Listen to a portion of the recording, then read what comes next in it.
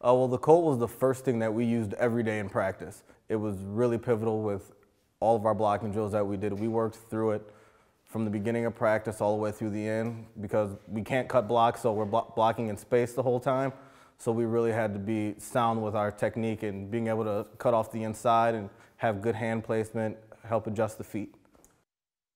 Well, because you have the arms on the Colt, it really makes kids have to be aware of where they're placing their hands, just because we have to get inside those arms, because once we get outside of it, that's immediately a hold to a referee.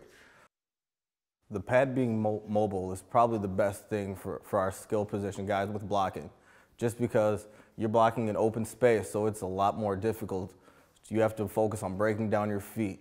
The defender is going to break down his feet, so you have to be able to lower your hands, adjust to wherever the positioning is going to be of the pad, which is realistic to game play, because no guy's ever standing still. Nobody's ever just square to you, chest to chest. That's not how you block an actual game. Yes, yeah, because I always made sure I held the pad for my guys, so I made it as realistic as possible. I really made sure that the kids were working with the pad. So they're banging with it. You know, the pad was durable. How the hands adjusted was realistic to exactly what a defender would do. It really, really made a difference with how we blocked from the year that we didn't have the pad and we used just a regular pad, and then we got the Colt the next year. And the leap that our kids made was just amazing. Oh yes, blocking with the running backs was huge because they're the ones who kind of help set the edge after the tackles do. It really just made a difference because we had to go through, had to show strong technique, how to punch on the outside shoulder and lock in and engage with the defender. So with the arms there, it really gave an actual aiming point for where the kids needed to be with the Colt. Oh, the Colt will be a huge part of our off-season. We've already started to implement it. The younger kids especially, coming up, they have to learn how to block because no one actually ever learns how to block when they're playing youth football. You know, they're just leading head first, and I don't want kids banging heads all day.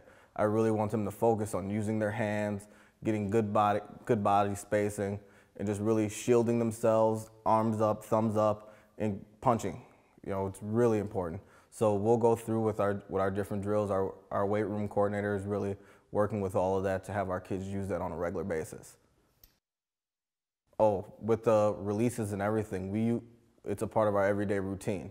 So just as far as being able to, slap the hands down, to stab and readjust, the punch really helps getting off of the press blocks. And the kids aren't afraid to go full speed with the pad because when you're going with another person, you're worried about your hands hitting, and everybody's worried about, oh, I'm going to bruise my forearms and my wrists, my hands are hurting. But with the pad, you can actually go through at full speed. You can get lots of reps in because the kids aren't afraid of actually hurting themselves. So the Colt was huge with that stuff, just allowing us to go full speed, even if we didn't have shoulder pads on. And it was more of a walk-through day, or those beginning days and mini camps and two-a-days.